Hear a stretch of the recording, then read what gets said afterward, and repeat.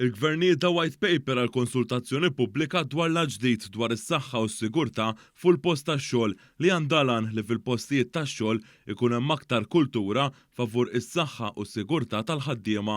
Dan tħabbar propju fil-Jum Internazzjonali għas-Saħħa u s-Sigurtà fuq il-post tax-xogħol mill-Ministru responsabbli mill-ippjanar Stefan Zrinzo Azzopardi. Din il-liġi ġdida se saħħaħ il-kultura tal-konformità billi ikun hemm deterrenti adekwat u rikors aktar maġġel għall-ġustizzja. Dan se jwassal biex ikun hemm ristrutturar tal-Awtorità għas-Saħħa u s-Sigurtà fuq il-post tax-xogħol l-OHSA fej permezz ta' dan l-att se jkun hemm bord governattiv, l-eżekuttiv u l-kunsill. Il-kap eżekuttiv tal-OHSA Mark Gawċi għalli dan l-att se jkun qiegħed jagħti strumenti amministrattivi lill-eżekuttiv biex jirregola l-kwistjonijiet tal-awtorità. Semma wkoll li se ssir riforma tas-sentenza tal-pieni biex titnaqqas id-dipendenza fuq il-qrati, se jitwaqqaf tribunal amministrattiv u l-pieni li jagħti jistgħu jvarjaw minn 1,500 euro sa 20,000 euro. Qed ikun propost li jkun hemm tibdil fis-sistema ta' multi amministrativi.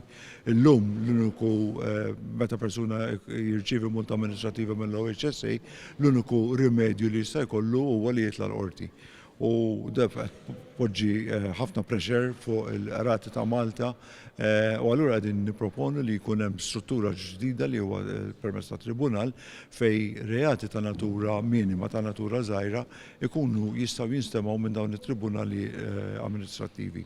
Il-Ministru Stefan Zrinzo Azzopardi qal li se tingħata vuċi b'saħħitha lill-imsieħba soċjali biex ikun hemm partiċipazzjoni aktar attiva u biex din l-awtorità treaġixxi aktar malaj għal bidliet kontinwi fid-dinja tax-xogħol.